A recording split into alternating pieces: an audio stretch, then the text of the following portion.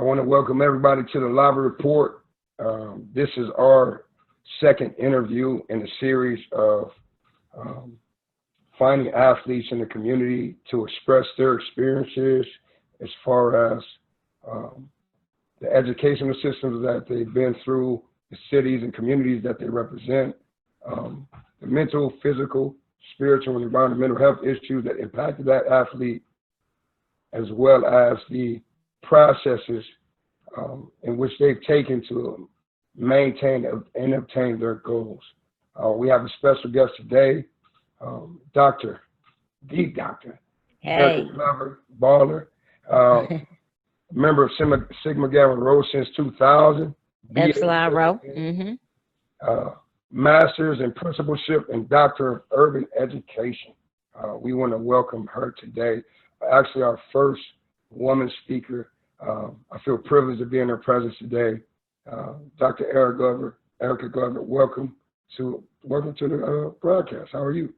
Man, I'm blessed to be here. The fact that you even said the first woman is an honor. So I appreciate the even opportunity to be able to be heard, to be able to share my experiences, learn from everybody here. So thank Yeah. you. I'm great. I'm blessed. As a fact, I think I might have it on my. Yep, there we go. Yeah, I'm blessed. Every experience is a blessing. So thank you for allowing me. Yes. We also have Brother Ellery Bradford, Coach Ellery Bradford, and we call everybody coaches. Um, Community Occupational Athletic Health Center Support. So that's why we call everybody coaches. So Coach Bradford will be chiming in at times to ask questions. And we all went to school together. So it's going to be magnificent to kind of reflect. And this whole interview is about impact. We hope we can touch some young girl, some woman, um, some adolescents in some kind of way to see how you became. You're a doctor now, and we saw that evolution. So, how did it all start for you? Like, when did you start getting interested in sports? What happened? Yeah, that's a great question. So, elementary school, there was a principal. His name was Daniel McCorkle, right? And I don't know what his intentions were, so I'm not going to speak to him. Use your mic. Use your mic. Can you not hear me? Can you hear me now? Yeah, use your mic every time. All right. So I had a principal. His name was Daniel McCorkle, and I went to Emerson Elementary. Now, what's crazy about that is, um, I went to Emerson Elementary because it was open enrollment. So had I not gone there via open enrollment, I'm not sure what my experiences would have been. But anyway, so Mr. McCorkle, the principal at Emerson Elementary, started this flag football league. Okay. And I played on this flag football league, and they never threw me the ball ever.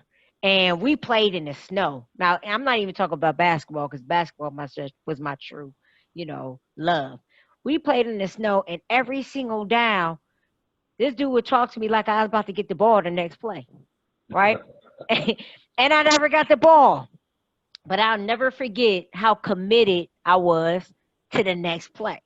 So that was kind of really the beginning of me, like just thinking differently about sports because I just wanted to be there. And then spring came around. We had like a basketball league outside during recess. Everyone was so pumped about playing, and girls didn't sign up. Most girls didn't, but I wanted to play, so I signed up and never got PT. And then when I did in the game, they never passed me the ball. It was the beginning of me competing, though. So I got the ball when I got the opportunity that I want to show something. So sports was introduced to me at the elementary level, but at the elementary level when I was like Scrappy Doo. Y'all remember Scooby Doo? Scrappy Dabby Doo. Yeah. Y'all remember the little dog, the little nephew or whatever he Scrappy. was that no Yeah. one, yeah, they ain't never, Scooby Doo's nephew. hey, no one ever paid attention to this guy, right? And I felt like that was me. So like I spent the whole time in elementary trying to prove that I can be what everybody else was. And most of the time that I was participating in sports were guys. And if it was a girl involved, she was like 2 to 3 years older than me. but I think it was probably the best thing that ever happened to me because it made me more competitive to be the best. So like if I had to capture my experiences as an athlete, I would tell you I was probably the underdog in every aspect ever. And I Wow. would say that I was never guaranteed to be anything more than that.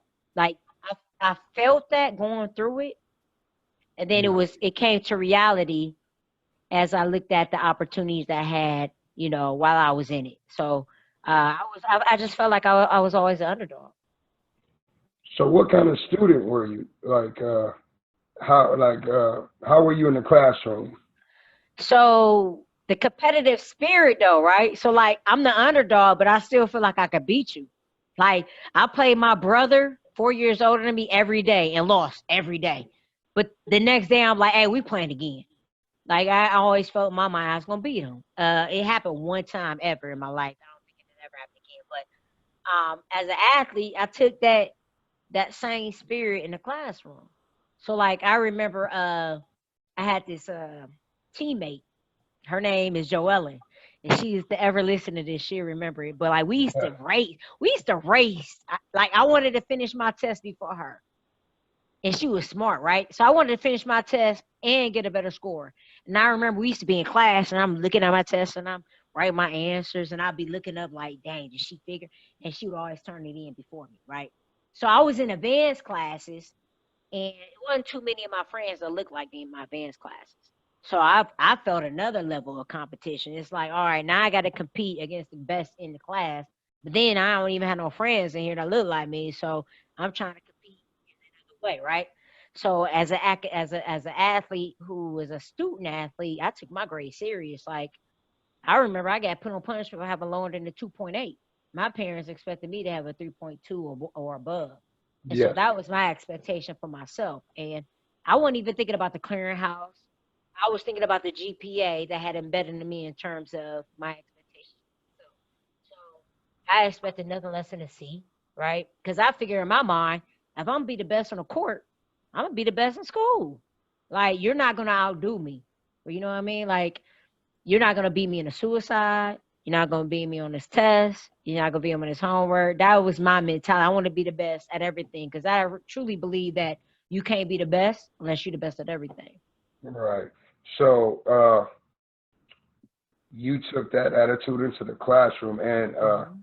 some of my best point guards, as far as coaching, your classroom behavior is reflected on the court. How you understand, how you manipulate the court, how you analyze and dictate. I think that's major. I think some of my best players were actually the best students in class, and then they brought up those students who had the physical capabilities and the athleticism, and their leadership helped guide them. I think intellect is highly important. Oh yeah, absolutely. So you take it from the classroom. So socially, you leave school, you go home. What was your family dynamic? Like mom, dad, grandma, who raised you? I was talking to the white the other day. His grandparents raised him. I didn't even know that. You know what I mean? Right. Um, he had young parents. So as far as who raised you? I was blessed. Like, and I don't.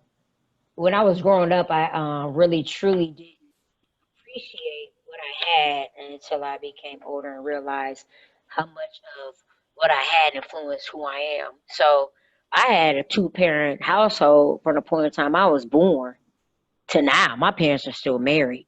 And if you listen to my parents describe how they grew up so very differently than I did. So my mom, and I hope I'm not being disrespectful by sharing this, but my mom wasn't raised by her mother or her father, right? My dad wasn't raised by his dad, but was raised by his mother. Both of my grandparents died. My grandmothers died early, so I never had I don't know how I would say I experienced a grandmother, but both of my parents realized that they wanted to be something different than what they had, right? And so I watched my parents work harder than I've ever seen before. And I think that's probably where my work ethic came from. My parents worked so hard that they could barely come to my games. And I realized that. You know what I mean? Like I realized it to the extent where I wasn't even mad. I just wanted to make sure that they were okay. And my parents to this day are still married. And one of the things that I realized about their marriage is how they wanted to center our experiences around family. So my mom, and give or take a few because I want to be careful about how I frame it. And every time I tell people this, they're like, oh my God. So my mom has somewhere near 18 brothers and sisters. Whoa.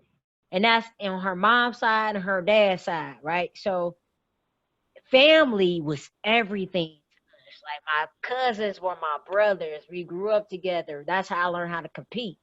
And most of the people in my family at the time I was growing up were boys. So what am I supposed to do? Who am I supposed to play So with? hold up. So you said in the mic again. You said most of it was boys. Mostly boys. Yep, mostly boys. And so it's like I'm gonna go outside and play with who? You know, like, you know what I'm saying? Figure it out or just be in the house bored by myself. So, but our parents kept us all close together. So my first cousins are my first cousins. They're my brothers and my sisters. Like, Yeah. you know what I mean? Yeah. And so, even when my parents couldn't be around in the household, excuse me, because they were working, it was we were there as cousins. And then my aunties that couldn't wasn't working at the time became not my mother and my father, but became the adults in the household. You know what I mean? So like when I say family dynamics were, you hear people say play cousin, right? You hear people say cousin. No, it was your cousins were your brothers and your Yeah. sisters. Yeah. Your aunties and your uncles was your mother and your father, and it was a shared experience of helping the next person out, helping Yeah. the next family member out. You know what I mean? Yes. Yes. So therefore, you move in because we go through this journey on this show. I call it a show. So you get to middle school, Mm. man, and you change it. Your feet, you awkward. You know what I mean? When I was in middle Yeah, school, my feet was like I wore a size 13 at 13, in trying to middle hoop. school. Yeah, my you know how did you manage that? And then Middle school. Go ahead. what? Go ahead. What you were No, saying? you got. Middle school How is did you one of the manage middle toughest school? experiences you'll ever have, and if you don't have, me personally, my opinion, if you don't have an adult cheering for you in middle school, no matter what, it's very difficult to get beyond Pause. because Hey, hold up, hold at up. that Hey, that pause. Hold up. All right, say that again. I said middle school is one of the most difficult periods of adolescence. We good? Yep, we're good. We're back. And if you don't have an adult that's cheering in your corner, that's a tough time because peers at that time are still trying to figure out who they are. I was trying to figure out who I am. And I remember, I don't even remember this teacher's name, okay? I just remember she was the gym teacher. I was in seventh grade. It was at Turner Middle School. I'll tell you that, right? And she was the jazziest gym teacher that you would ever even see. She was so jazzy that I didn't even think she was a gym teacher. Like, she had time to put on makeup for gym class. Like, who does that? But whatever, she had bust out some push-ups and sit-ups and outperformed everybody in the class, right? So the first time that I realized that I had something different about being an athlete was when I got to middle school and there was a competition around push-ups and sit-ups and running. And I won all three. And I didn't even know that I was good, right? I don't even know if I want to say I was good. I don't even know. I didn't even know that I was up for the challenge. But this particular gym teacher, and I'm gonna say this in all due respect of her position and all due respect of innocence of it. I'm not sure if she sought me out, and I'm not gonna say that because I don't know. What I am gonna say is that there was something that was that she saw in me and enough to recognize, right? Right. And that recognition, my mom would tell you I still got this certificate. She has it still.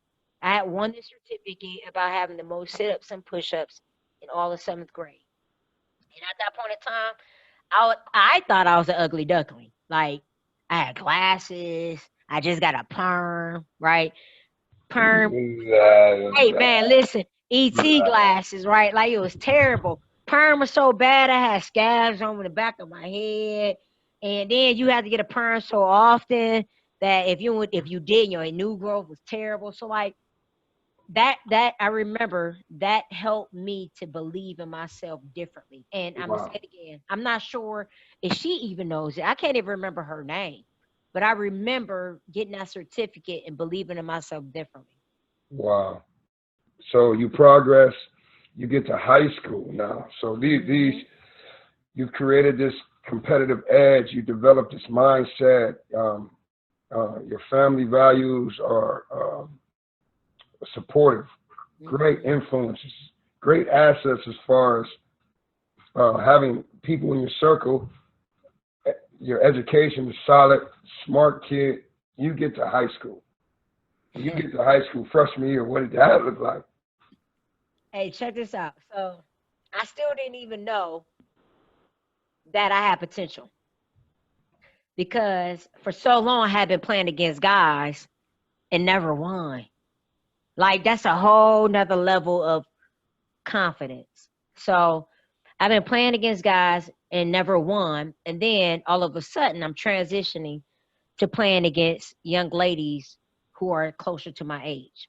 And so I remember in what was it? Probably ninth grade, right? So ninth grade, I'm playing JV dressing varsity. My best friend at the time is 11th grade, is the star of the team. Matter of fact, she ran track. I'm just gonna help you understand the competition I was around. She ran a 100-meter dash in 11.9 What? as a No. as a as Sub a 12? freshman. Sub As 12?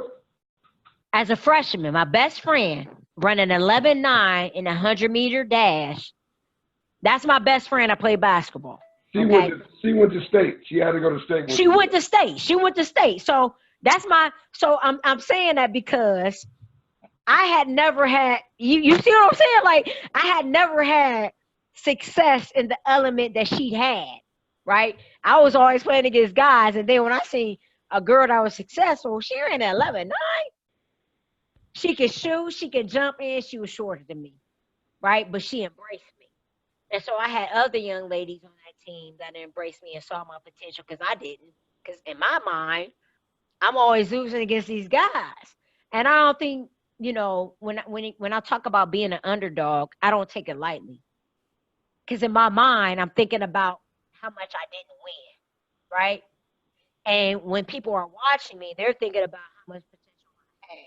So Say it again. So when people are watching you, what? they saw how much potential I had, Yeah. right? So In my let me ask you mind. this. Are these, so you're talking about student role models? These are your peers Yeah, or yeah, coaches. These are yeah, coaches. These are your absolutely. peers. These These are my are peers. student These are my leaders pushing. peers.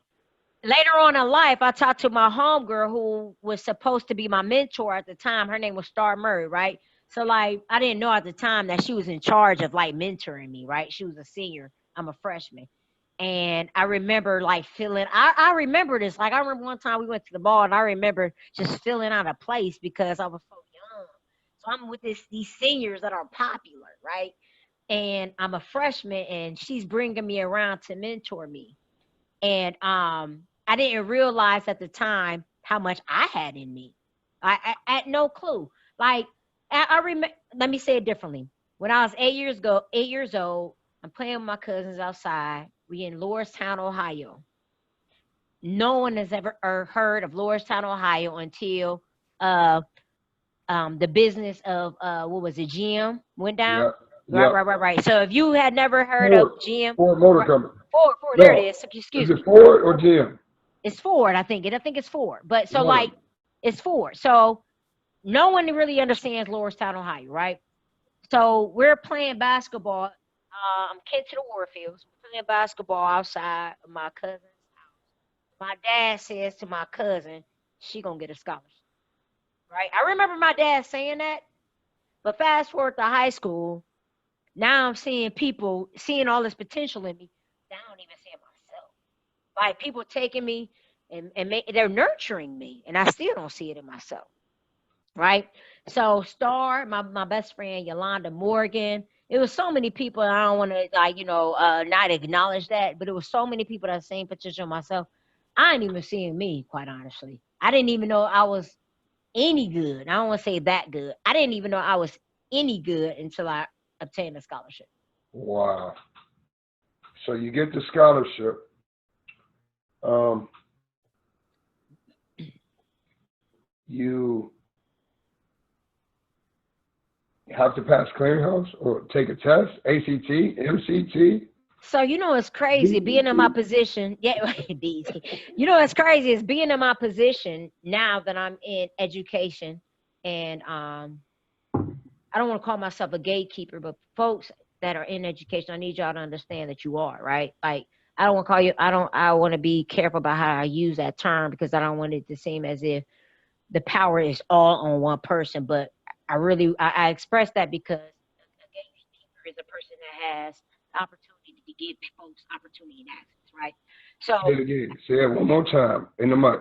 absolutely. So a gatekeeper. So I realize now that I'm in a position that I am is a person that is a gatekeeper has the opportunity to be a barrier and limit access and opportunity or open the floodgates and provide opportunity and access, right? So you can be intentional about it.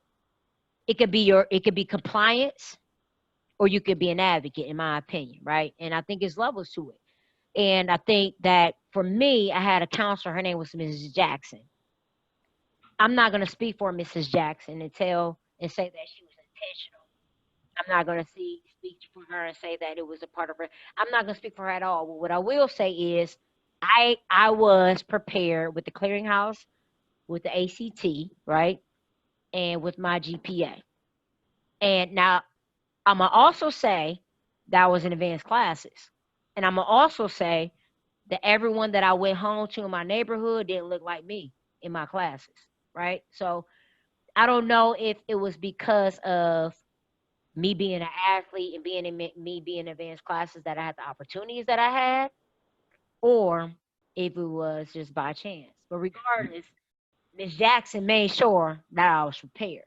But can you imagine when we talk about sport and when we look at what you're saying, there's a parallel between the level of competition that you went through athletically, Hmm. fighting for this place to be noticed, and they Hmm. didn't pass you the ball. They didn't give you the opportunity, or they didn't see you shine. And it's a parallel in between sitting in a classroom Hmm. with individuals that don't look like you, Hmm.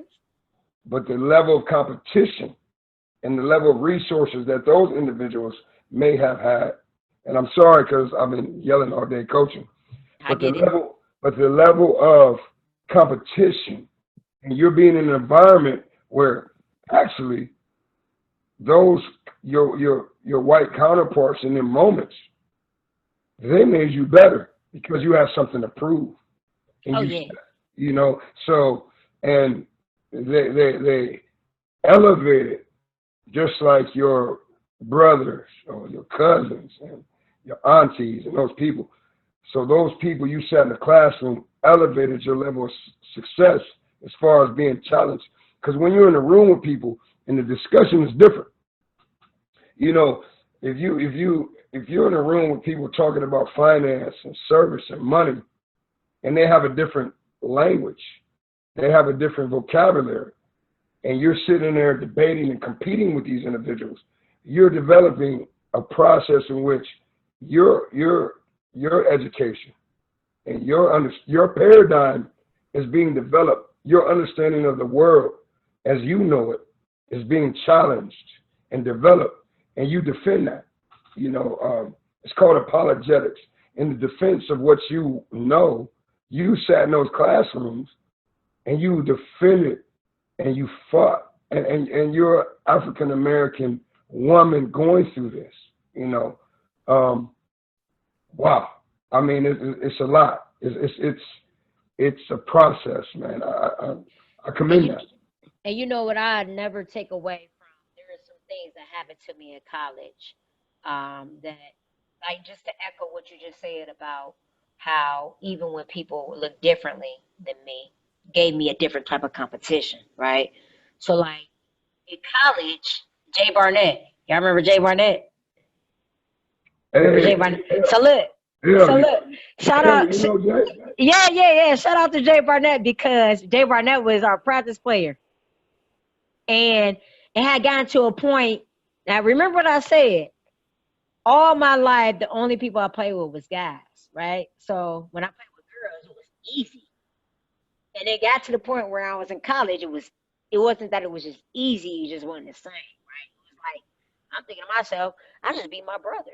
Like I can beat you, you know? So they brought in a practice player and Jay Barnett was one of them. And I was a freshman. And Jay Barnett, man, when I tell you he shut me down to the extent that he humbled me in a way that I never even imagined, right? And I never forget after one practice we had, and he told me, "You got to believe in yourself even when nobody else does." And so Jay Barnett spent probably about an hour rebounding for me because he shut me down so bad. I didn't even think I knew how to play basketball. Like that's how bad it was. He didn't even. I felt like he didn't even care. Like, come on, man, you know I'm a female. Like, it's certain things that you know what I'm saying. Like, it's certain things I can't do. I can't dunk. You know what I'm saying? Like, you know that. Like, come on, man. Like, Jay did not care, and that was the beginning. No lie, and I attribute to a lot of my success to how Jay Barnett supported me when I felt like I was the most unsuccessful athlete in my life, right? That's Hey, number hey, one. hold up. Jay Barnett Jay supported you Barnett. uh, because you believe what?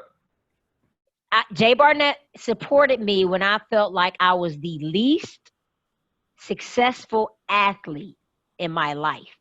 Mm. And I don't even know, I can't say that I said that to him directly, right? But he was a practice player that our coaches brought in because no one else could guard. Let me not say it that way. But our practice coach brought another person in to challenge us, right? You know what I'm saying? They brought another person in to challenge us because I felt like they wanted me to be more humble than what I was. And it wasn't that I was disrespectful because I'm not even that type of person, right? But at the time where I came in, the dynamics of, and I'm trying to be careful how I say this, the dynamics of where you come from and what you represent and what you look like were not necessarily equivalent to what they expected, right? What they So, expected? yeah, I'll never forget my coach told me one time that when you go between your legs, you showing off. And I'm like, that's how you get ripped. Like, what? I remember she said that to me. I was like, oh man, I can't take you nowhere to hoop. You know what I'm saying? Like, if you think I'm going between my legs, it's showing off. If you think when Shaq dunked the ball, it's showing off. I can't speak basketball to Hey, you. You're that's a not microaggression. What you that is, man, that's man. that's a micro. That is saying that um, when we go to play certain teams, you're gonna say they athletes. You know what to expect. It's something that because you can't do it, Right. Man. you're gonna Man. call it out. And I can't even say it's racist because where I grew up, everybody could ball. So, Yeah, right, right. so they would get mad at some of the Caucasian players, and they'll say that you acting black because Ooh, you flashy, yeah. right? Or Yep. because when you got the swag, they would try to discipline them for just doing God's work. You were supposed to be able to dribble the ball through your legs because God said it's possible. Or why would I be able to do it? Like if it wasn't supposed to, if it wasn't purpose for me to do, why can't I do it? You know what I'm saying? Like it don't even make sense. That's what hate does, man.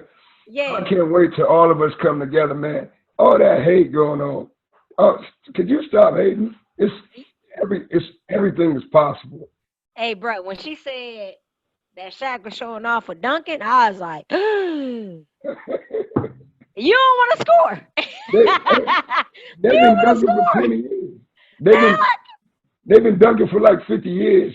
yeah, man, listen, that's when I realized, like, that was the beginning of, and what a lot of athletes don't realize is this, is like, the mental ability to adjust in any circumstances ever, right? So now, as a point guard, I think it's different than a shooter, right? A flasher or a post player, right? So, like as a point guard, you are the last person in line to be traditionally, not now, because now it's a whole different story. Like, yes, Curry, he's the first person, right? You You got, know, Mike, you said what? I said, like nowadays, the role of a point guard is different. You got Steph Curry, who is I'm shooting first, or not even I'm shooting first, but I'm gonna get it off, right? Yeah. Traditionally, a point guard is a person who distributes first and then scores second, right? And so, as I'm learning and coming into my own, when my coach said that to me, I took it as, all right, I got to figure out how to convince her I'm more than that because I came from more than that. I was more or less, I grew up watching Penny Hardaway. I grew up watching Jason Kidd. You know what I'm saying? I wanted to be a person that I don't care where you look at me in the stats, you're going to see my name. Yes. And so when she said that to me, I'm like, dang, why is she limiting my ability? And so when you go to college, you have to understand as an athlete, especially in this Division 1, it's a whole lot of you out there. Like it's a whole lot of Marcus Bentleys. It's a whole lot of E's. It's a whole lot of people out there that can take your position. And it's not that you want to get in where you fit in. It's how do I take where I'm at and show that I'm better than what you think. Right. And that mental challenge, when I tell you it not only, and Jay Barnett, I keep saying his name because he helped me think differently in terms of sports. But that trajectory in terms of what it did for me in life is unbelievable. Like I'm at a point now in life where I'm like, if I'm not doing what I'm supposed to do, if I'm not performing, how can I perform so that you gotta pick me on your team? You gotta Man. pick me on your team. Ah, Like you hey, you need me on your team. That's how I'm thinking. Like if you need a role, I got you. You need this, I got you. You need a scorer, you need a defender, you need I got you. That's how I'm thinking now. Like you need me on your team. hey, I'm so sorry. I gotta go back. We used to have the fraternity games, and I made sure, even, let's go back even before then. Anytime I was on the court, I saw you play. That's how I met you, hooping. You Yep. at the cage, I saw At the you in chapel. the cage. The chapel and the cage. Oh, and the pit. And Yep, yeah. I'm like, wait a minute. Every time I post up and I do this, she throw me the ball in the post. I'm like, so I would, amongst all the men, like you're saying, and it was a lot of great challengers out there, from Jamal Ball, Jamie Bosley. Man, we can go down to Ryan, and all them guys was on campus. Jawanza, we can go down the whole list. George Day George, too. come Yeah, on. yeah, yeah. All the hooping we used to do. All I know is when I do this and I post up, she give me the ball. Hey, you used to come to. So once we start looking at you find your place. We got to pick you up because you can play. So you can play on any level.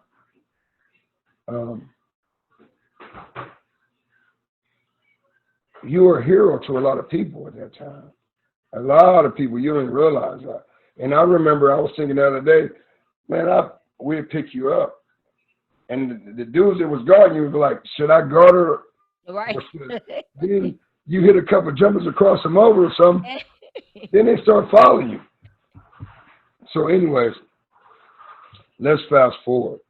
I was in Rob's, and then I hadn't seen you in a minute. You have a son. Yep. You had a son in college. Yeah, I did. So you're an athlete that, imagine this, you're an athlete that you got pregnant in college, and we didn't see you for a minute. I didn't even see your face. I didn't see your neck get black. I didn't see your cheeks swell up. Where did you go? What happened? Right? Hey, Ellery, you remember that? L was always looking out nice and make sure I was cool. I remember. What? Wait, hey, L, you here? Yeah, I'm here. I say yeah, because everybody's staying in Grant. When we Yep, stay yep. over there, 'cause you and Ruthie and you was over there waddling around and everything else. So I'd come up there and mess with y'all for a minute up there on the y'all's on the fifth floor, I believe. Yeah, we was on the fifth floor. Yep, Yeah, that's so I crazy. come To up there remember and hang that. out with yeah. Ruthie would come in there and I'd be, what are you doing? I'll be my typical self, cracking jokes and all that kind of stuff. So yeah, I kind of knew, but I was like, yeah, I know from what he's saying. I know that had to be. How did you handle that? Because I mean, I like I said, I just saw the before the And birth and after. all that stuff. Yeah, yeah. So So how that did was that? that was crazy. So first of all, like I remember, I'm saying like L, you remember it because L was a person that was always like just checking in on me. And I ain't saying this because we here. I'm saying that's real. Like L's that type of guy. That's number one, right? Number Right. two, um, so now going into my freshman year in college, and I think that this is something that young ladies need to really pay attention to. Going into my freshman, first of all, pay attention to because it's a different transition. Young men, y'all know that too. Ella Reed, Mark, you know it too. But it's a different transition going from playing high school sports to college. That's number one. I don't care if you're Stay a in the mic. female. Stay in the mic. Yep. I'm sorry. Whether you're a female or male, the transition from high school to college is nothing like no other. Mentally and physically is nothing like no other, right? That's number one. Number two, I uh I went into a situation at the University of Akron where I purposely signed with Akron because I wanted to do different. And I wanted to do different because I wanted to be the best at the worst. That sounds terrible, right? But I was getting offers from other places that were good. Like one of the best, I had an offer from University of Illinois, and I had an offer from Rhode Island. Rhode Island at the time was ranked number one in the top 25, right? And I went on a visit, official visit, and everything. But University of Akron was nothing. I wanted to prime myself on making the University of Akron one of the top 25 like Rhode Island. That's in my mind, because you got to understand, I was an underdog thinker. Like I want you to see me come from a place where no one would, right? So that is what drew me into University of Akron. That and when I came on my visit, Hoophi was heavy. Hoophi was Hoophi, and I had a great time, right? So all of that being said, when I decided on coming to Akron, it was probably several the worst seasons ever. And so when I came here my freshman year, for whatever reason, the coach that recruited me, and I don't want to get into that because I really don't know too much about it, ended up resigning. And she recruited me and knew the promise that I had in me. So like I really realized that who I could be under her So you ended up playing for somebody that didn't even know you. at all. And so usher in, so the coach that recruited me now let me say this. I respect what she did at this point, but at the same time, I'm like, man, she pushed it. So our first blue gold scrimmage, right? So before that happened, I had sprained my ankle in practice. Okay. And our freshman class in the MAC was projected to win the MAC the next 4 years. That's how good our freshman class was projected to be. And so I'm supposed to be the point guard on this class. I get hurt before we even play games. So we had our first blue and gold scrimmage, and I don't know if it was just the weight of the expectation from our coach, but I remember y'all remember well, I don't know if y'all remember Marianne. Marianne was the trainer then. Y'all remember Marianne? She had the little bob haircut, whatever have you. I never forget. I'm in the training room. I'm getting this stem. Coach Grimes like, so can you play? It's the first blue gold game, right? Can you Right. play? I'm like, man, I'm a freshman. I'm like, yeah, I can play. Mary like, no, she don't need to play. Long story short, I play. And I ended up twisting my ankle again, broke my foot. Uh, So I didn't even end up playing the rest of the first semester of sports at Akron U. I got pregnant then. And so the coach came back to me, was like, do you want a red shirt? At this point in time, we like 1-21. We terrible, right? Amanda, you remember Amanda Hubbard? She played at Camp McKinley. I've seen it all. We like, that was like, and me and her, when we was in high school, we used to, like, in the Peppers, we was going at it. And we was roommates. So, like, we was like, when we got together, we was like, oh, yeah, they ain't about to be messing with us, right?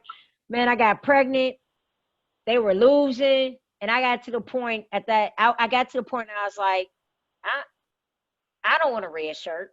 I remember saying that. And one of the things that I think that a lot of athletes don't have that they need is a mentor that talks to them outside of their experience. Outside what? One of the things that athletes don't have is a mentor that talks to them outside of their experience. I needed someone to tell me to red shirt. I needed that. And I didn't have anyone that, I'm not just going to say look like me, but look like me matters, right? Especially at the University of Akron, when I was coming to the position where I was the only Black girl in the team, right? That did matter at that point in time. Especially you go on road trips and you got to watch movies that you can't even identify with. That matters, right? But I needed someone to tell me that I had more in me. And so I didn't red shirt, ended up getting pregnant. And I'll never forget the time where the media found out I was pregnant. We had a practice, and I wasn't practicing because I wasn't allowed to practice no more. And I can't remember the dude's name. He is bald kind of here at the top. He on these glasses. They was like real little, whatever. And I remember I'm on one end of the jar, closer to where the women enter on the basketball team. He on the other. Talking about Jeff? Yeah, Jeff, that's his name. So Jeff come in from the men's end, and I didn't even know he wanted to talk to me. I'm just sitting there. The coach at the interim come over and was like, hey, he want to talk to you. I'm like, about what? She's like, you being pregnant. I'm like, pew. You know what I'm saying? I'm trying to run it. I'm trying to, because at the time, I'm like, are they going to let me have my scholarship? No one told me I was going to be able to keep my scholarship. So I'm trying to go into the women's locker room. You know what that dude came and followed me? I ended up that day leaving and never talking to him because I was under the impression that, I wouldn't have my scholarship anymore. And when the new coach came around, when I was in the hospital, I finally had my son. Excuse me, she came to me. I'll never forget this. And I'm not mad at her to why she asked, but I do have some type of, feeling about how she asked. She was like, I had my son. I had my son early. And she said, so you think you can do this? I'm like, do what? You think you can still play Division I basketball?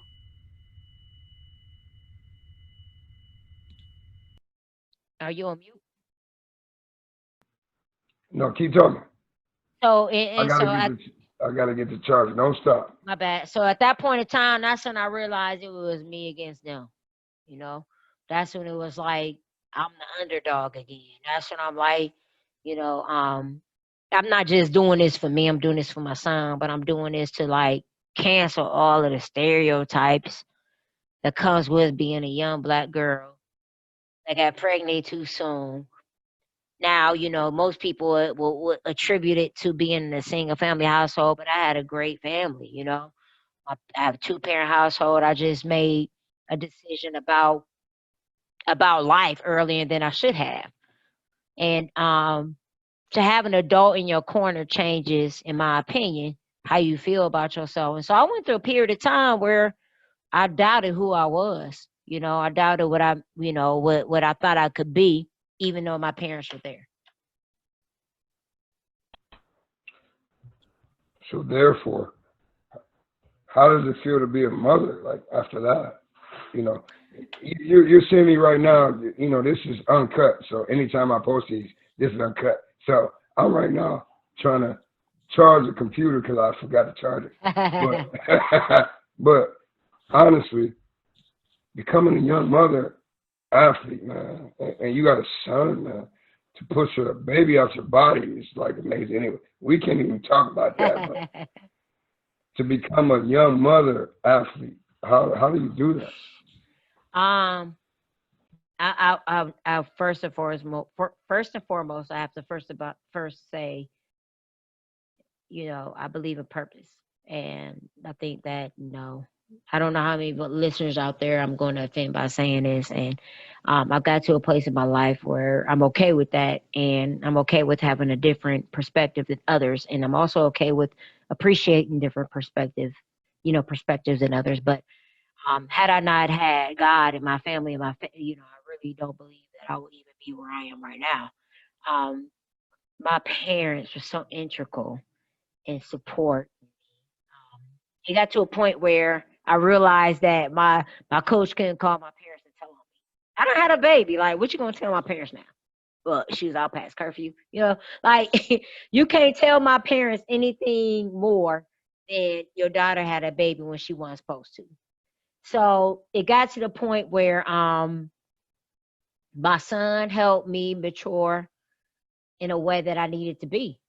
And my parents even still accepted my dreams of continuing to play basketball. My son was still supportive of my dreams to continue to play basketball. And I never ever thought for a moment that I had to stop because of that. Like ever. Like I remember when I was playing, semi-pro. My son, my family, even his side of the family, on his dad's side, never made me think that I had to stop pursuing my dreams in basketball because of that. So like Yeah, he, yeah. Keep going. so, so he brought it. Quite honestly, my son coming into my life brought a different perspective of work ethic, a different perspective of understanding myself, and it grew me more than I thought that I ever would. I think say that him again. coming. It grew me more than I ever thought it would. Had he not come along, I don't think I would be as mature as I am, quite honestly. Wow. I I saw that transformation. I know Coach Bradford did. Um, man, you can chime in anytime, man. That's why you're here. Coach Bradford, I'm glad Coach Bradford was able. Sometimes I just sit back and just watch, man. I mean, doing your thing, man. So a lot of times I'm sitting back learning stuff that I didn't even know at the time. So you know, and a lot of times when we talk about this as athletes that went to Akron. Now, if you had the choice to do that again, would you Mm. end up going to Akron or would you end up going somewhere else? Man, hey, that's one of the best questions anyone has ever asked me. So you remember Ruth? Yeah. Uh-huh. So Ruth was my roommate, right? Now I'm gonna go Yeah. back to what I said earlier. I was being recruited by Rhode Island. At that time, Rhode Island was one of the top 25. Like for real, I think it was probably the top 10 in the country, right? And I remember when I found out I was pregnant, it was like in December, right before break. And so I'm talking to Ruth, and I'm like, "Hey, what's his name? What's the dude's name? The big, tall, bald-headed dude. Why? I'm shame on me, basketball reference. I know this. Odom, Lamar? Lamar Odom was at Rhode Island. Y'all remember that? Tyson Wheeler was at uh Rhode Island. Y'all remember Tyson Wheeler? Little short, light skinned point guard. Don't Yeah. worry about One of go. Yeah, hey, so look, the true light skinned guy. yeah, The yeah. Casino So Mobley was there when he yeah, or is that yes. after? So it was like Uh-huh. Rhode Island was going at the point, right? And so I remember talking to Ruth, and I'm like, dang, if I'd have gone there, this wouldn't have happened. And she was like, what's supposed to happen to you gonna happen. You know what I mean? Like Wow. you tripping. Like if it's supposed to happen to you, it's gonna happen. You gotta learn how to deal with the situation when you get it. You can't be worried about what ain't supposed to happen to you because it happened to you. The Rue said that to me. Rue Daly, she said that to me. Changed my whole life in terms of what I thought about what ain't supposed to be for me. Like and I don't even think she intended to have that type of influence on me. Or if she did, thank you. But regardless, she said that to me because I was just thinking about, well, what if and what had. Right. So you look at some people they be in intense environments, or they be in situations where you are supposed to be on the main stage. You get pregnant. Some people abort the kid. You got options. You do. And I'm not judging anyone on whether it's the right to have or right to not have. You chose to have, and still, I remember seeing them on campus, and I saw you mature, saw you become a mother as a collegiate student. Then you go into your education once again. But you raise this guy, man. This kid is a bright kid. He's strong. I'm sorry, I've been yelling all day on the football field, but I get it. I'm sorry, I'm breaking up. But you raised this boy. What values did you put in this young man? You're a highly competitive woman who played against men who challenged some of the best female athletes, and then you got to raise a son as basically a single mother. So, if you were to have him on here right now, he'd say I get on his nerves, for sure. But one of the things that, in terms of values, that I try to instill in him is, first of all, work ethic. Like, I think work ethic will persevere outside of talent. And I think that because I was an underdog, and I've seen people who were, in my opinion, more talented than me, but you can't outwork me. Like, you're not going to outwork me. And if I can outwork you, that means anything out there available to you is now available to me. And so I try to instill that into him. But at the same time, I also want him to understand the way that barriers, because of him being a Black man, can work against him. So I don't want to set him up for a false reality, but I don't want him to live in a reality where he's limited too, right? And it's a balance with that. And what I've tried to explain to my friends, a lot of people don't understand when you're an athlete and you're a successful athlete, that's another layer of identity that allows privilege. People really don't understand how privileged athletes are. And I'm not saying it lightly, right? But it's reality. Like, when you grow up and you get to get by because you're an athlete, man, that feel good, man. You know what I'm saying? Like, hey, you ain't getting suspended because you an athlete, cool, right? You can skip class because you an athlete, cool, right? Like, you know what I'm saying? So, like, I experienced it, and so I'm like, nah, that ain't finna happen to you, bro, because the world ain't about to do you like that, you know? So, like, those are the things that I try to instill in my son. Like, I don't care what the world says you should or shouldn't be. You have to exist outside of those parameters, you know? Like, and perseverance gives you everything. And at the end of the day, if you can go to sleep at night knowing that you've tried your best and you've done your best, I'm cool. I'm at peace. I don't want you to feel like you got to be me. I want you to be better than me. And it don't even have to be in the spirit of athleticism. I just want you to position yourself better than I did. Because I was a college athlete, I'm spending money, I'm charging credit cards I shouldn't have been charging, right? So now I'm in a position where I'm like, I get it. Like, hey, you don't have to do this. This is how you can make sure you get credit is right. So, like, there are different things that I've learned that my parents didn't even know at the time because they just wanted me to go to college. Okay, well, I'm the generation I went to college. So how can I change, the trajectory for my son as a result of what my parents didn't experience and I did? So you get your BA, Mhm. I'm reading, you get a master's, Mhm. now you're a doctor. Yeah.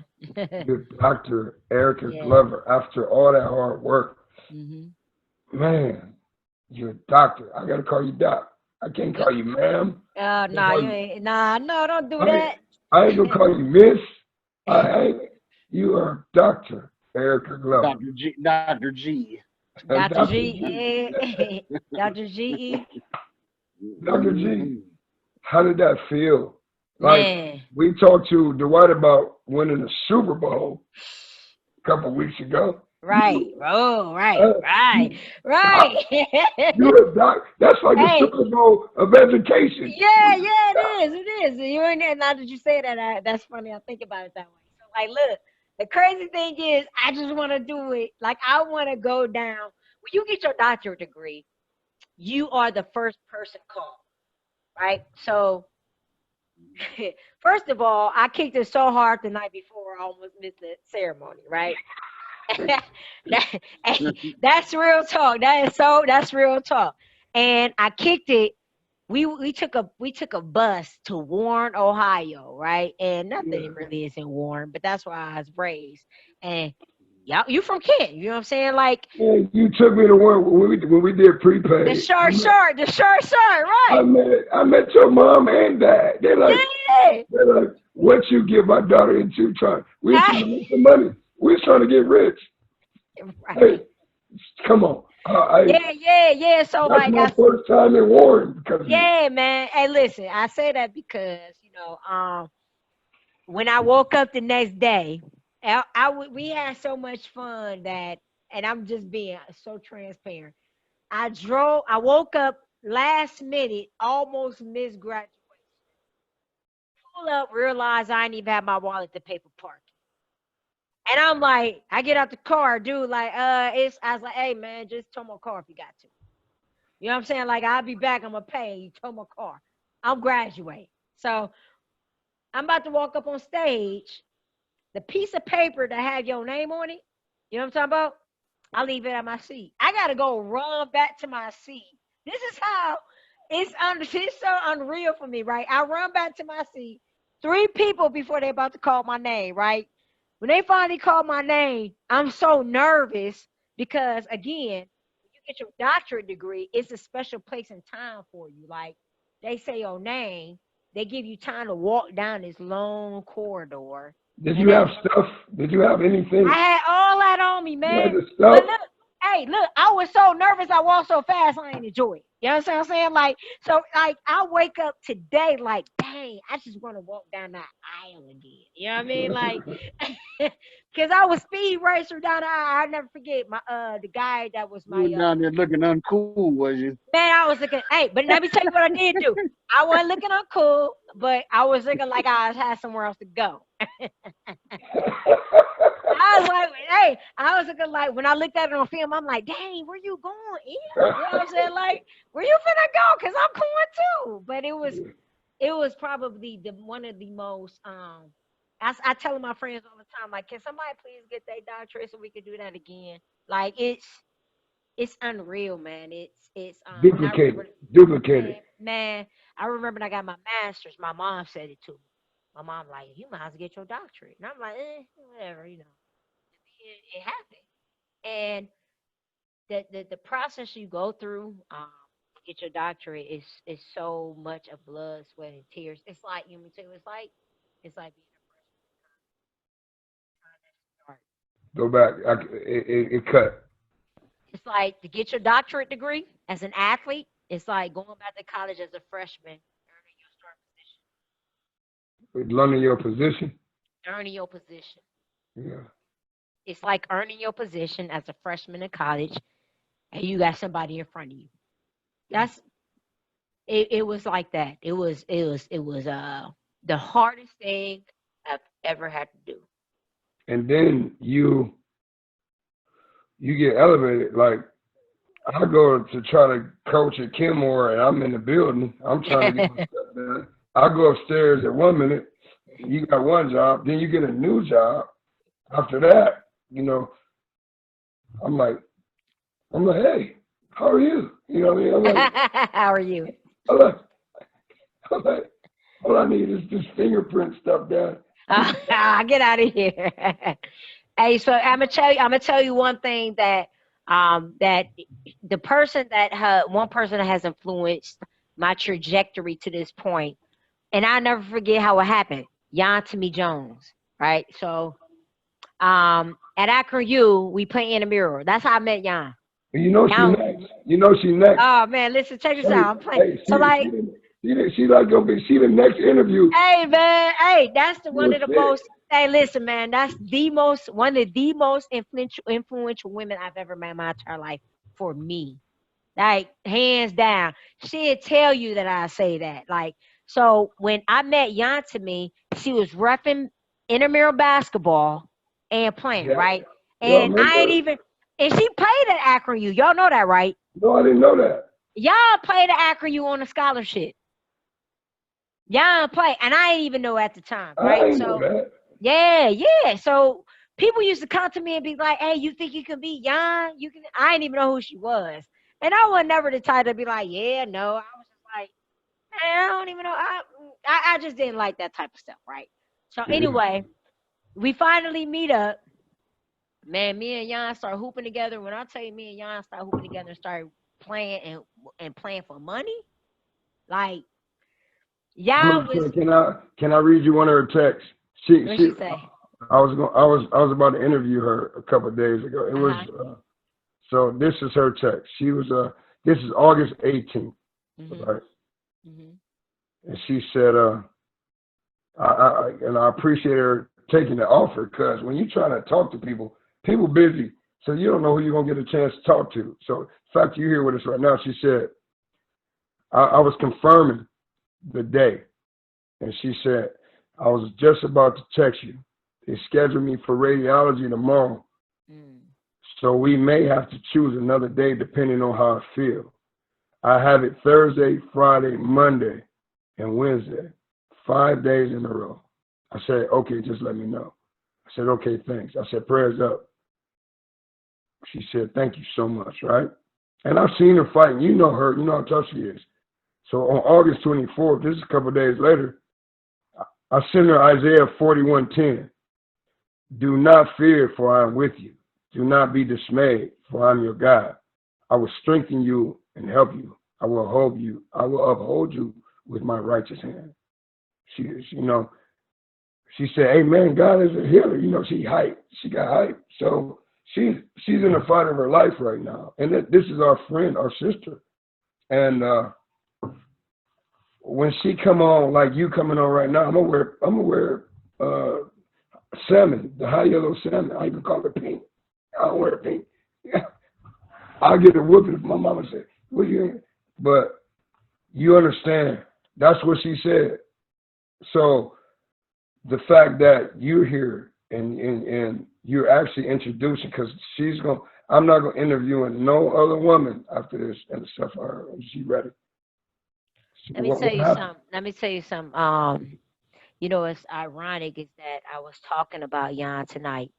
Um, and Jan and I have been through so much. Like, and when I found out about her diagnosis, like no lie, and I've never said this to her because for me, I want to be just as positive as she is to other people. You know, because she is that type of person. But I cried for like a week straight.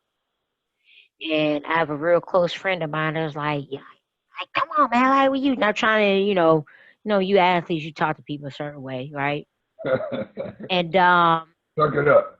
you know what I mean, right? Like that, my friend came to me and said that, and I had to help her realize who Jan is to people, even when people can't be the people they're supposed to be at that time. Like Jan truly sees the potential of people outside of what they see in themselves. And she's such a blessing to people that it's like, She's a bloomer. man, man, You see that you see the diamond in everybody. You're a bloomer. She's a bloomer. Hey, man, Yeah. I told her I can't wait till she have a testimony that she overcome this thing. man, I Well, she can't gonna even, win. She gonna man, win this. She gonna yeah, win. and people don't even like, people don't even understand how close Jan and I are. Like oh man, And that's she my heart fighting. right there, man. Like, She fighting. and she just, she took me in under her wing at my lowest point of my life, like, and helped me to believe in myself outside of what I could believe in. So, um, her sisterhood is beyond sport, you know, Yes. and it's hard to find that right now. Like it's hard to find that in the midst of what we're living in, this climate. It's hard to find that sometimes as an athlete when all you're supposed to do is compete, you know, especially, you know what I'm saying? Like I don't want to be too stereotypical, but like, you know, for women, what I'll say is in my experience is, you know, competition is competition. You know, it's hard to be cool with somebody outside of competition sometimes. And Jan is not that, like, at all. Now, but when you go to that court, you know what I'm saying? If you're gonna entertain, you best believe it's gonna go down. You know what I mean? Like that's Jan. Like you on the court, you're in our team. Be prepared to not win. That's it. Hey, That's Sean. she can ref, coach, she And can ref volleyball, any she's sport. she started me roughing, right? And then like so look, she was so confident in my potential of playing being an athlete. She had me out there playing volleyball, right? And I was like, I'm like Jones, that's what we call her. I'm like Jones. I'm like the best JV on varsity, huh? Look, she gonna hit me like, yeah, you about where you about, yeah. I'm like, that mean like, yeah, you look like you just started, young woman. Go ahead and just accept. I don't mean to get serious, and this runs through my mind all the time because I got a young daughter. My oldest, I got 3 daughters and 1 son. But one day you told me something, man, and you don't have to speak on this. Uh, in all the highlights of we're dealing with some of the evil law officers. We got good law officers, we got bad law officers, and we got bad law officers operating outside the badge. But we got our brothers that we know that are out there trying to serve and protect. Mhm. And you told me one time that you were accosted, Man, you were mistreated, and I never forgot that because my daughter drives around. Um, she's openly gay. She's just, you know. Um, and sometimes her haircut, she might drive, for me, she might drive around and look like a boy. And they might pull over and hurt her. And I had to tell them, like, because she like her haircut, because she loved me so much, she want to be like me. I think she just wanted to be a man. So I don't know what she did. I'm just kidding. I'm just kidding. I love women so much that she might just love women. I don't know what happened. oh But man, anyways, I told her that her driving habits have to be. different. But when you told me what happened to you, man, I never forgot that. And we're watching black men and black women get killed.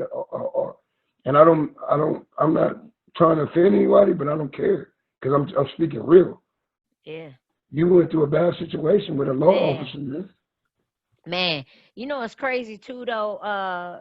Sharp, brother Marco, right? Sorry, brother Mark. So, so what's crazy is that this is why I believe so much in purpose because I think about how I was raised and where I came from, but I think about the experiences that I had. And it's like, you know, traditionally, if you think about it, two-parent household, went from a certain area of, household income to being middle class, right? When I think about that, I realize how blessed I am. Okay. And because of that, I think and say, there are certain things I shouldn't experience.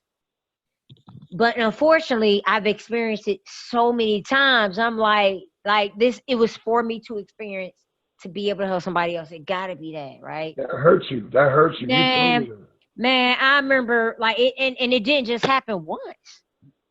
Like it happened several times. I remember I gotta be careful about how I speak to it, but this officer told me to pull my shirt up. You know what I mean? Like to see if I had anything on me. Like he told me to pull my shirt up. No female officer around. And I got pulled over because I didn't have a front tag on my car. In the state of Ohio, by law, you gotta have a front tag on your car. And that's how we pulled me over. I wasn't speed, nothing else. I just now, mind you, at the point of time that happened, y'all know how many Lexuses didn't even have a place to put your tags on it. I did No, my research. no, You know what I'm saying? Like luxury cars during that time, you don't have a place to put your tag in the front of your car. no.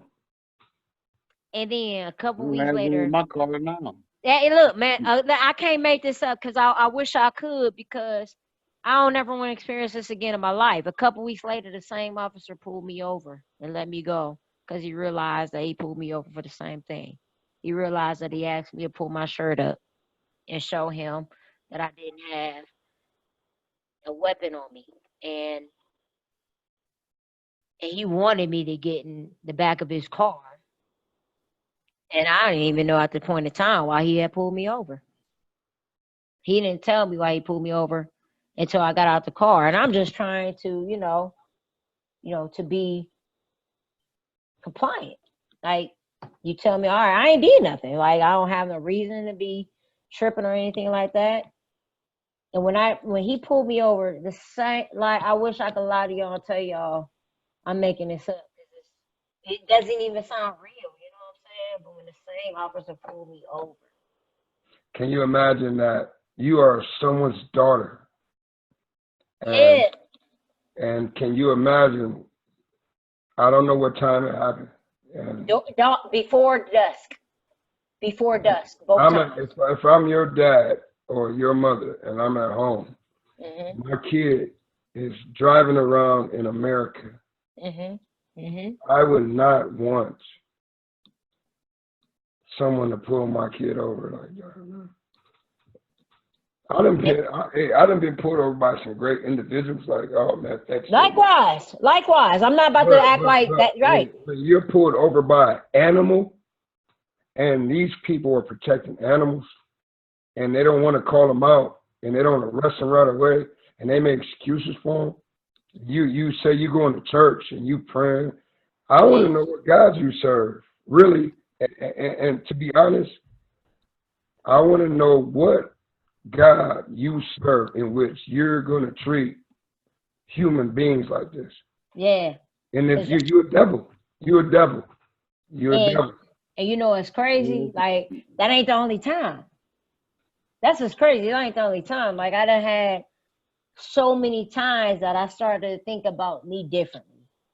Like I started to question me, like me, and I started leaving home and writing different, like thinking about me differently. Like you know how you like hearing things now, like, well, he had a gun in the car, and I'm like, I thinking like to myself, Keep the mic. Keep the mic. Keep the mic.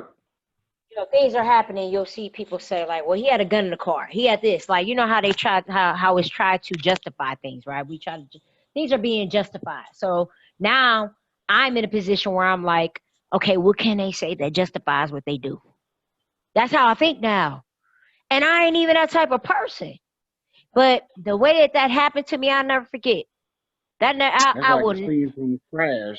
man. You ever seen the movie Crash? I mean, No. that was like a scene out of that. Can I put y'all on? Can I take my video off for a second, y'all? Yeah. Okay.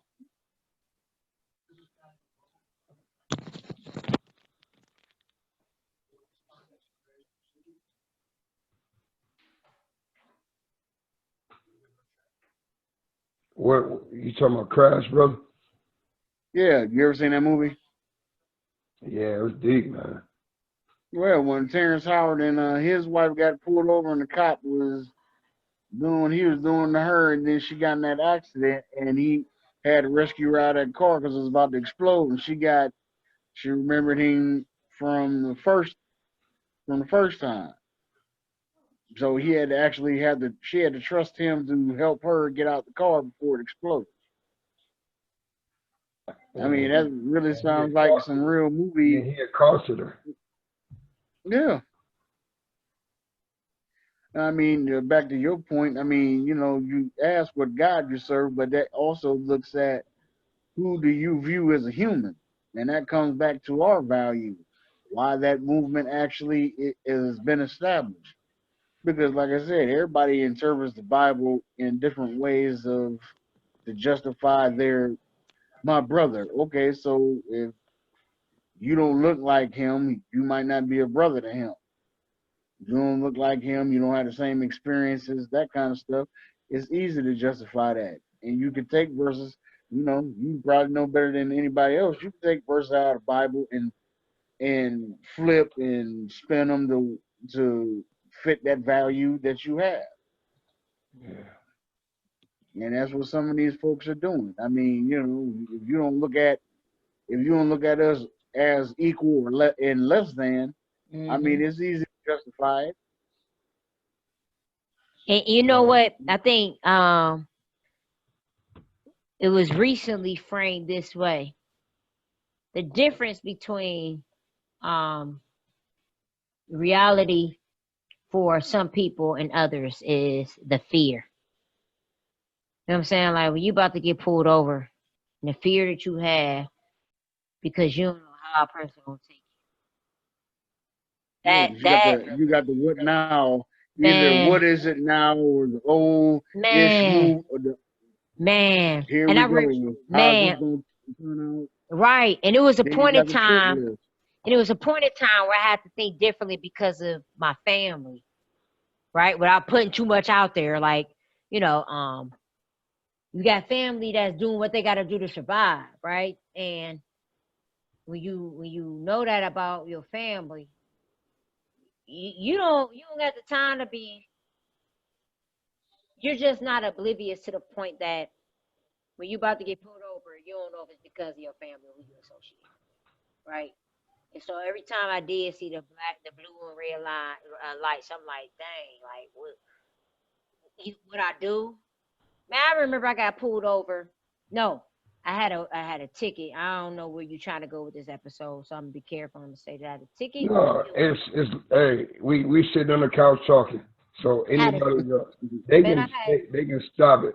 They can man, stop this. man. Listen, I ain't got too many problems, right? I got a ticket and warrant. They told me I ain't paid my ticket. Had a warrant out for my arrest in Ravenna, and I'm like, well, can I just pay it? Like I got a class. I'm in college. I was like, I got class. Can I just pay it here? No, you gotta go to Ravenna. All right. Then I go to Ravenna. They put me in a hold cell for 5 hours. Missed class. I couldn't even call nobody. Nothing on my record. Like I think about stuff like that, you know? And in your back of your mind, you can't help but wonder, you know, why you? What happened to that girl in Texas? Remember that girl in Texas that was pulled over and she looked like she was dead on her I'm old, so I'll be forgetting names, but Is that Sandra Bland? yes. Hey, it looked like she was dead in her little photos. Yeah. So look, she was a Sigma Gamma Rho. That's just crazy. But unfortunately, I think what happens is situations like that, it's easy to sweep under the rug. So it takes a George Floyd. It takes the guy Jacob Blake. Jacob. It takes so many happen more closely together. That's my assumption right now. So many happening closer together where you gotta just acknowledge it, even if you don't speak on it. You know what I don't like is there are, we got white brothers and sisters that know and they feel it. They're standing up right now.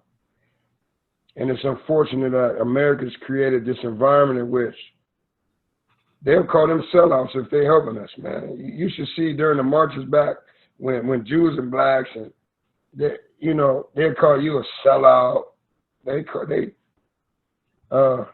We got a lot of these young kids tired of this. And they're saying these are our friends. Like these young kids are communicating across cultures and paradigms. I'm gonna keep using that word. These kids are ready for change, man. And they tired of all this old racist hate. Man, they tired, man. You know what, brother Marco? So like it's crazy. Like I remember brother Marco, man. Hey, listen, let me tell you this, and I'm gonna go back to what this point was. I remember brother Marco. I remember I asked him one time like about his tattoos. He's like, man, he's at war march. You remember that? I don't even know if you remember. Like I was just like, what about your tattoos? Because brother Marco, well, I watched brother Marco transform in Say less it than again. I can't hear you. I can't hear I you. said I watched you transform in less than a year in terms of becoming the man who you are now. Like, from the point in time of who you were in high school to the point in time of who you're becoming now. I remember that's when the chapel was big, right? And you were like leading the work in the chapel and like bringing folks in to play basketball. And we had our Bible study. You remember that? Yeah, I remember the Bible study on campus at And I never forget, I asked you about tattoos. And you was like, man, these are war. Like you said, these are war marks. Like this is for I'm going to war. I'm like, oh, okay, all right. So anyway, I just want to throw that out there because I know Brother Marco from Short Tays when you was going to war. So anyway, but long story short, what I want to go to with this is that one of the things that I realized in my position in education is that it's important to help our kids to understand how they can be advocates and empower themselves. And yes, the curriculum doesn't always allow space for that. But if you are truly embedded or invested, excuse me, if you're truly invested in education, if you're truly invested in your kids, you'll find a way to make that connection. Like yes, in my mind, everything is so connected that it's impossible not to, right? Like we are all a part of a system, and everything that's a part of a system is a part of us. Math happens because of science. Reading happens because of language, right? And all of because of those what? happen because of Because of history. what? Math happens because of science. Reading happens because of language. Yes, And we all are a part of each other's history. So you can't tell me that all of those content areas don't mingle to become education. it's So you blended. so right. That's my point. So when people say they can't make connections in education, maybe you shouldn't be an educator, right? And I'm cool with you learning to be a better educator if you can acknowledge that's what you should do. But if you can't acknowledge that, then I don't want you teaching my kids. And if you can't teach my kids in the classroom or in the same school district you teach yours, you don't need to be in my school district. You know what I'm saying? And it's not to in my position, I gotta be careful about how I speak on things, but at the same time, it's reality. Like You anyone you who do, hmm? yeah, you do have people that are in education that don't like kids. You They got don't people in like them at all. education. You got people in education that went to education because of the perks of education, Yes, and at the same time, there's a lot of people that don't realize the history of education, right? People don't realize that the laws and the policies that were passed in terms of desegregation Hmm. actually are the same laws and the policies that became barriers for the trajectory of success for people that are underrepresented, right? Like, you know, um, the very same thing that allowed us to be integrated are the same things that allowed us to lose teachers that look like us. Because once we integrated, there were teachers that looked like us that were fired because they were teachers that looked like us. So people yes, are like, well, why don't we get people that look like us that are teachers when they got fired? Like, so it's yes. so many layers to this that I don't think people understand. And one of the things that I'll live and I'll die by, if when professional athletes retire and become substitute teachers, do you realize how much education will change? So you're saying if you said if Professional athletes, when they retire, and their way of giving back is to become substitute teachers, education would change drastically. yes, because of the influence. Drastically. Like, drastically. If you walk in the classroom, LeBron, your teacher, Everybody gonna do their work. I don't even care what he's telling me. I'm doing it. And I don't even care if I don't like basketball. That's how much influence that, sports have in Did you see education. how? So did you see how all the sports organizations shut Oh, down? man. That's cold. Man, and I'm gonna tell you what was beautiful about it. Like I got to the point where I was teary-eyed in my place where my parents told me to quit being teary-eyed, like suck it up type of teary-eyed. When Kenny Smith, Oh, he walked off stage. man, when Kenny Smith did that, Man, that man shot that boy in the back. That is like in any In hood. his car. What'd you say, Bradford? Getting in his car. Getting in the truck. Man, he wasn't even trying to shoot him. He was just trying to go. His kid. Do you think that? So, do you think that black guy, that black man, would get into his car and set a bad example in front of his kids and say, kids. I'm gonna pull out a knife on you. You all know they ain't have no knife. If they try to act stupid, if they Hey, try, hey, white people try to act like Karens and Kevins, you know, those kind. You know, it's good white people. yeah, yeah, yeah. The corny, Hey, the corny white people be like, oh my God, oh he tried to grab a gun or he tried to have a knife. You know that boy had no knife. and so And you know then what? Oh, their own people be whooping their ass, and hey, they be whooping their ass. Did you see some of the footage? They be whooping I their ass. didn't, but this is the thing. Like one of the things I can't speak to is where they are in their frame of reference of mind when things happen. Like They I will sick. never. I'm They're not. I'm sick. not. No, no, no, no. I'm not. What I won't do is justify or not because I ain't there, right? But what I will say is this: if and not, what I've recently been really trying to understand is like people like, oh, it's different to sympathize and empathize, right? And I agree. But then recently it's coming out like when you empathize, you can't say put yourself in somebody else's shoes because I'll never as a black woman be able to understand what it means to be a black man, right? But I can validate where a black man is coming from, right?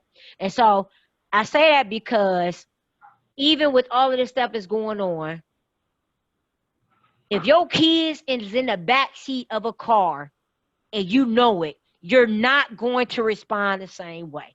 I'm leaving it at that.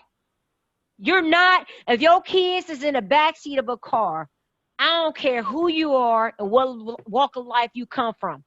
You're thinking differently than what you would be if they weren't. Like anybody, I'm paying my entire life saving and my life on that bet. If your kids is in the backseat of a car, you're thinking differently with how you respond and how you react than what you would if they weren't. And he was not going to react violently. He was not going to pull out a gun. He just wanted to go to his car. I saw him. He got tired of everything in the media that he's seen. That I watched him walk to his car, and I put myself in his shoes, Mm-hmm. and I was like, oh, he just Like was kids. tired. He was just tired. I just want to go. I'm tired of all this. Whatever keys y'all said that I'm supposed to have, and behind the scenes, they He were didn't saying deserve. that he had some keys or something. My kids in the car. I'm out. And I don't deserve to be shot in the back that many times. 7 times in the back. That like, and that's the thing, man. You know what I'm saying? Like, I think that's what makes it a struggle for me. Like, you know what I'm saying? Like, it's always you gotta prove why not. Like, am I like You know the what fact that I'm I'm saying? living, the fact that I have a life is not enough. I gotta prove why I gotta keep my life. Hey, Like, I gotta prove that. Hey, like if I survive this thing, I gotta go to court in a wheelchair. Like, hey, check this out, hey, man. I gotta roll up in a wheelchair. Like he shot me in the back 7 times. I would just Hey, run to sleep. hey, check this out though. We've never had a survivor. He No, lived. no. Nobody's We've been able never, to tell their side we've of their never story. had a survivor. Like God, hey, real talk. God bless him. I don't know how many of your people that's listening are offended by it. God bless him because that man got a story to tell and his purpose in that. You know what I'm saying? Like Did he get he shot 7 times? he got shot 7 times. He's paralyzed. He lost half of his colon. Like he might. Hey, He got a 7 story to tell. 7 is a God number. Number, absolutely, man. 7 is a God number. Brother Marco. Brother Tell me Marco. Yes, that's yes, why. yes. And they had a interview with his. God know what he be doing, man. Like they had an interview. Y'all see the interview with the mom? Mm-mm. I Oh stopped man, watching it. I did you can't watch see it? no Did you more. see it, E? No, I didn't see it. Man, so look. First of all, the mom gets a call from Trump and misses it, and is talking about it with CNN, and she's saying, first of all, I'm praying for everybody involved. And if the officer that shot my son was here, I'm praying for him too. Wow. So, and then she says, I wish I wouldn't have missed Trump call because if I would have had the opportunity to speak to him, he could understand where I'm coming from and he wouldn't have sent the tweet he sent about this. So she operating from such a place of peace that's beyond their own understanding that unfortunately, I hate to say this, but that woman purpose for this. Oh my God. So you're That telling woman me that purpose for this. Trump said some trashy. He He should have. said something. I was Oh, trying to go back in the text messages to see what she was talking about, right? did But Trump it say was something enough. It stupid? was enough for her to say, I wish I would have talked to him so that he would know. Can It I was tell you enough for her something? to say that. I'm gonna disclose something to y'all right now, and I'm gonna be honest, and it's not easy. Um, when my brother was murdered. The individual is on Facebook. He's out now. I'm praying for his family. I don't wish him no bad. Only because my father gave a message in 2004, August 21st, 2004. He told the individual that killed my brother to raise his kids. He said my brother would not be able to raise his kids. He said that you got a newborn over there. But he blessed that boy. And I'm sitting in the back of the courtroom like, I think when it's a crime, these crimes that happen, when there's black on black crime or both families are shattered. And then my dad left the middle, I was sitting in the back of the courtroom. He left the middle of the courtroom, walked over to the mother. The dude that killed my brother's mother was crying so hard and holding the baby. And she was like, I'm so sorry. She's apologizing for the dude that shot my brother. There is a level of, I've seen Muslim people rob like Muslim stores, Islamic stores, kill them, and their level of forgiveness and say, I'm going to forgive you because you have to see God on the other side. Can you imagine getting to a point in your soul where you have that kind of forgiveness? Is divine, man. Peace. That Well, kind of peace. well, look at it at the other side of that. I mean, if you hold on to that, what is that eventually going to do? I mean, that all that hate, anger, revenge, whatever you got pinned up, that's gonna build to either the point is you're not gonna be able to move forward, or you're gonna take some kind of corrective action. It's gonna make sense to you, and might end up in that person getting killed and you getting locked up or killed yourself. Yeah, that's good right there. And you stop your opportunity to help others. That's good right there. That's good right there. And I think a lot of times we get so stuck in our own ego and our own. One of the things that we have to remember is that we are not God, and so we can't play that part. So what we believe is what should happen, and what God has purposed to happen. And Say that again. Hey, say that again. what we believe is supposed to happen is not what God has purposed to happen. And sometimes I feel like we get so caught up in our own humane perspective of what should be that we don't think about the divine intervention of why things happen. You want to be judge, jury, executioner, and it don't Yeah, work you like can't do that. No. And then when you want to be the judge, jury, and executioner, forgetting your own flaws. as if you ain't done X, Y, and Z. You know what I mean? Like your sin is not better than somebody else's. Yeah, that's funny when they try to categorize it. Nah, your sin, a sin is a sin. Evil is evil. A sin is a sin, Mhm. bruh. Whether you intend it, like a sin is a sin. And But you know how you um, beat it? You know how you beat it? how's that? Love. Love. Oh Love. man, When he said absolutely. love, once you Unconditional love, agape love. because your scope, your vision is different. You're not gonna shoot me in the, we can probably have a great discussion if you love me, man. If you don't Man, like me, if you hate me. So we talked about the spiritual war the other day that is unfortunate, but we have groups of individuals in our circle that are working for the same purpose. And we know the only way we're going to defeat these evils and this foolishness is to stick together, man. We got to stick together. We stop lying to yourself. Stop. We got black people, white people, they believe in some of these evils, man, like it's real. But in Thessalonians, it talks Somebody has to about, become the spell breaker for this. say it again. Somebody has to become the spell breaker. it's still Because I mean, it's always going to be that way. And whether somebody pushes that in an agenda, or that's how you were raised, taught, or maybe it's one situation that pushed you to that situation.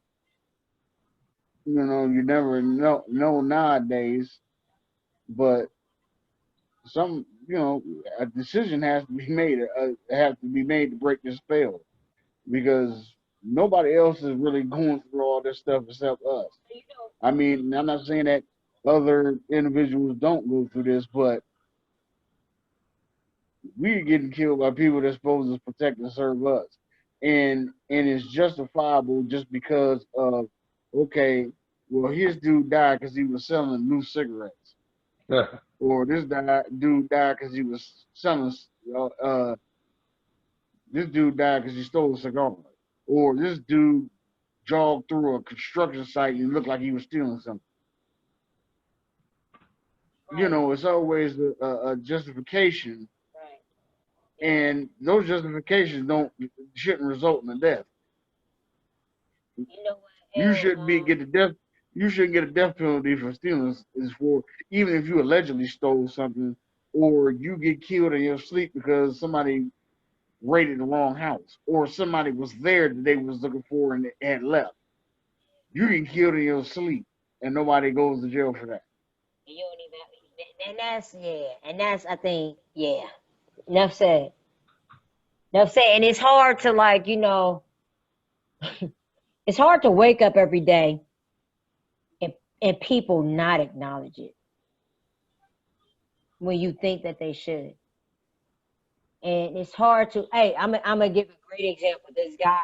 So I had this training. It's called intercultural development. Intercultural development.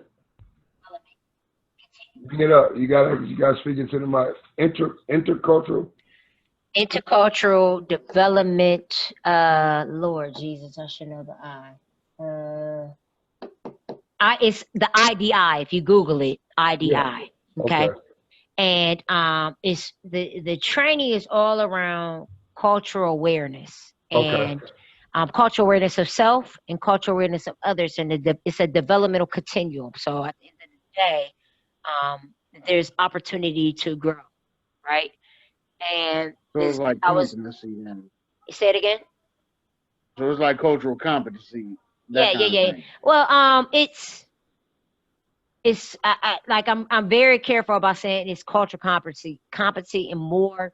I would rather more emphasize cultural awareness of self Okay. and cultural awareness of others because you can't advocate for others if you don't understand your own cultural awareness, right? So, Hmm. um, anyway, this guy says he ran track, and I want to best capture his analogy as the best I can. So he ran track, and um, He's a black man that was not American. Anyway, long story short, this is how he described his process. He said when he ran track, he had to warm up, right? You run track. You don't get on the track. You just like, boom, I'm running 200. Duh, You ain't doing that, right?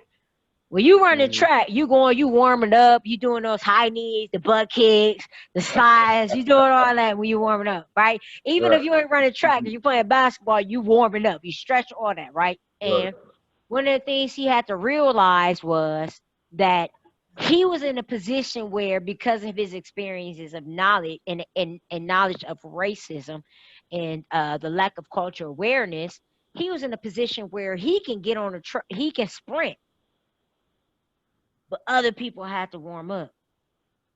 And so when we talking about people that don't have their own awareness of themselves and other people, aka, folks that live in homogeneous, communities, folks that claim that, everything, all matters, all lives are the same, all walks are the same. When people don't have different experiences, they haven't warmed up.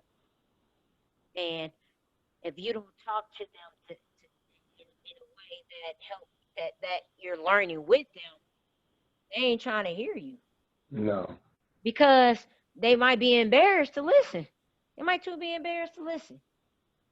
And when he says that, I'm like, I can't sprint with everybody, right? It's Mm. like, you know what I'm saying? Like, Wow. if you go to the court and you're looking at the people you could pick up, Brother Marco, you know what I'm saying? L, if you out there, you seeing, everybody out there can shoot, but can't nobody play defense to get a rebound. I'm not picking everybody out there Doesn't that just matter. can shoot. You know what I'm saying? Like, I'm not doing that if I'm trying to stay out there 4 or 5 games. So I'm preparing myself and them and those folks at the same. And that's what he was saying. Like, you got people out here right now who only have the experiences that they have. And if we want them to listen, we got to approach them differently, Yeah. work Yeah. with them differently. Yeah. And it's not to say that we like it. That's our reality, though. Because in the day, those are the folks patrolling my neighborhood, right? That Yeah. might be that person that's about to pull over my son. That might be the person that's about to pull me over. I'd rather you hear me. Again. Look You know what I'm again. saying? Look, I'd rather you hear me and listen to me than think something differently me of me and you never heard my voice at all. Hey, do I you think know some people that have never been pulled over before? I've talked to them. I I was ain't never like, heard that in my life. I was like, you've never been pulled over by You mean a person of color or just in general? in general, like a person. Black or Well, white or brown or oh, yellow. white person. Oh well, that's not. I mean, that's probably not shocking to me that they've Yeah, been I pulled met over. I met a black person that kind of got pulled over, but like you ain't been pulled over 8, 9 times like me. Man. And so then I don't think I know anybody that's not been pulled I don't over think before. I've never asked that question. I met him. Hey, look, I've never asked that question. I got pulled over for listening to Atomic Dog. Hey, you know why though? I was kicking it. I'm going down 77 South to see my mom from the University of Akron. I was playing Atomic Dog. You know Atomic Dog. Boom, boom, boom. Yeah. But I always set my cruise though. I learned that from my dad. We've traveled across the country. My cruise is set on 63. You know, you can set your cruise on a little button. I'm listening to Atomic Dog. Man, I got pulled over. I was like, what happened?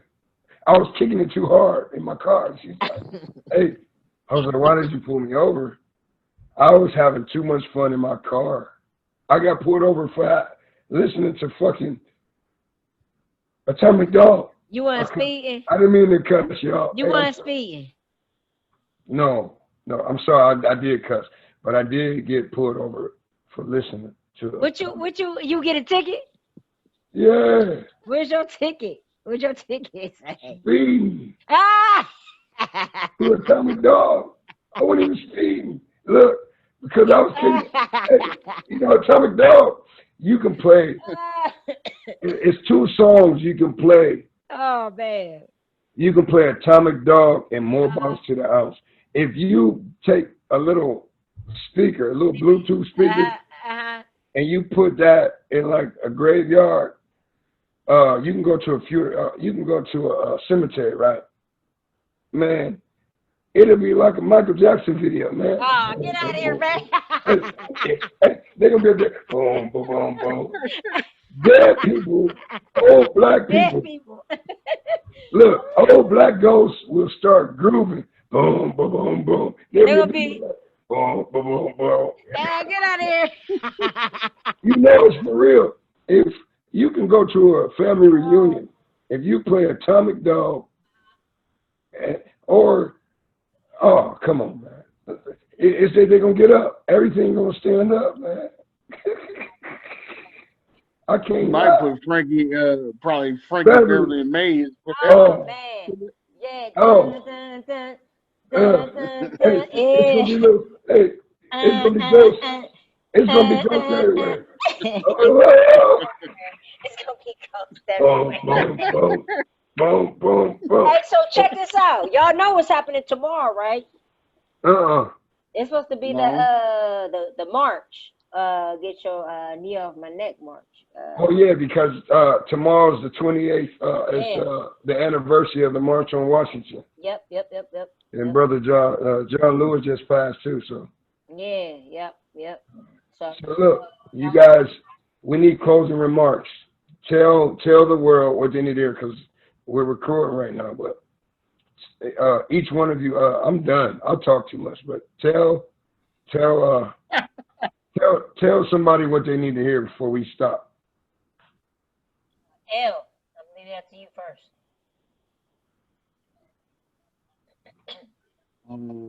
What they need to hear. Man, I mean, anybody. you probably just need to be an ear. I mean, you Yeah. can't just listen to what we're saying. You have to hear that. I mean, everybody, and I'm just saying the most I say the majority of black people have an experience, whether getting pulled over, somebody getting accosted by a cop, or getting put in a position where you have to think about, okay, when you're getting pulled over, what are you supposed to be doing?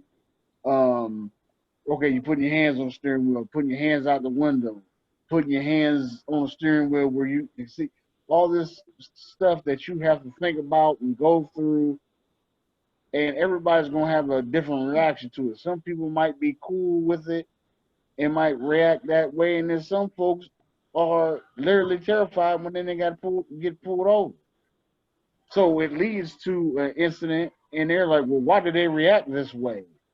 Well, if you're in fear of losing your life over something you may or may not have done, because like I said, which any of us has been pulled over doing something we wasn't doing.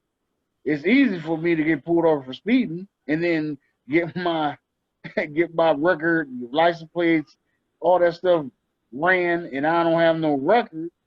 Now I'm just getting a warning, or I got a license, or I got a license plate not on my car, or a headlight that just went out, or your license plate light on the back is out, or you got your tint is too dark, you got loud exhaust. So I Yeah. mean, it's a variety of things that, or you just in an area that you look suspicious. And I mean, and that's a lot of stuff that We go.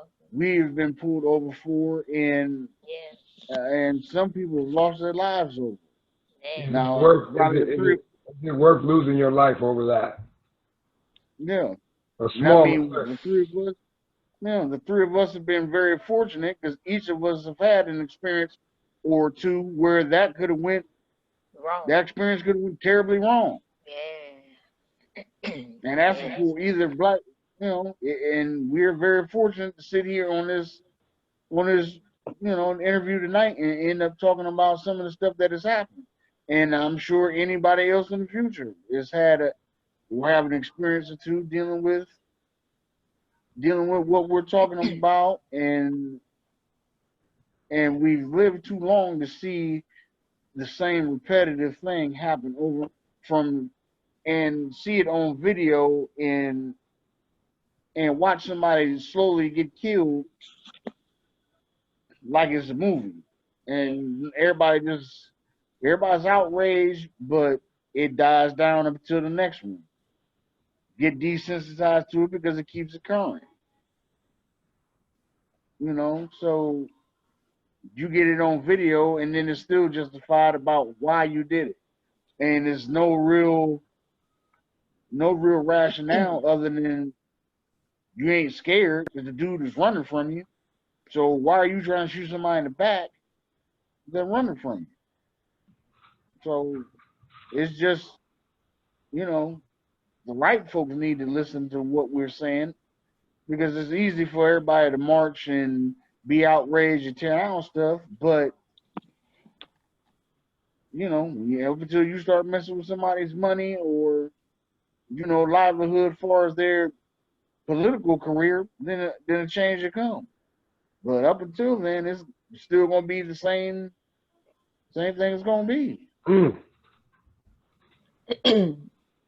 So for me, it's I'm gonna come from the underdog perspective, and I think what's important is to realize, from an underdog or not, everyone wants to be the best in whatever avenue or area of talent they have.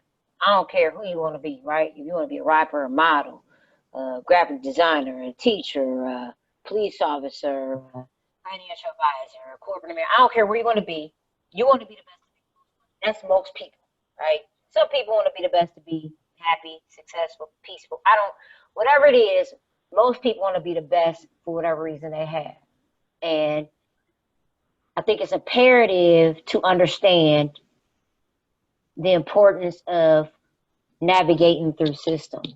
Like, everyone experiences privilege and oppression at different times and at different points in their lives. And we have to be, first of all, cognizant of that for other people and cognizant of that for ourselves so that we know how to navigate through that. And I don't think that we teach that enough as you're growing up. So when you're an adult, you're prepared for it. Instead, we expect people to be adults and understand how to navigate when you're oppressed and privileged or not privileged or oppressed at all. And then what happens is you're trying to keep up with the Joneses, and now you're doing stuff you shouldn't do, right? Like, you know what I'm saying? So like it's stuff like that we don't teach in school that we need to teach. It's things that people experience because of poverty and trauma, and that we need to teach. And then there are things about history and not just one perspective that has to be taught in schools for people to understand why they should think differently about what's happening now. And so if I had to leave us with that thought, it's think about and educate yourself on perspectives other than your own. And I'm not saying you got to act on them. I'm not saying you got to believe them, but at least be informed if you call yourself educated and intelligent. Don't walk around here thinking that your way is the only way of thinking. Because if you do, just like sports, right? If I think that the only way I can beat a team is going to the basket, well, hell, a team that plays on gonna whoop my ass. And I think that too often we don't prepare for things that are different than us. We don't prepare for what? Too often we don't prepare for things that are different than us, than ourselves. Yeah. And I have to leave with young people, adults alike. Be prepared to deal with life outside of your own personal experiences, but don't lose sight of your experiences because they still matter. Yes, that's what. Like, don't be so monocultural that you think that other things don't exist. I like that word, monocultural. Because intercultural matters more than anything. And if you can't think of anything else, and I'm not just saying race, right? I'm not just saying religion. I'm not saying sexual orientation. I'm not saying gender. Period. I'm saying Just period. there are so many things that make one person what they are, who they are, that if you think monoculturally, you're lost. Yeah.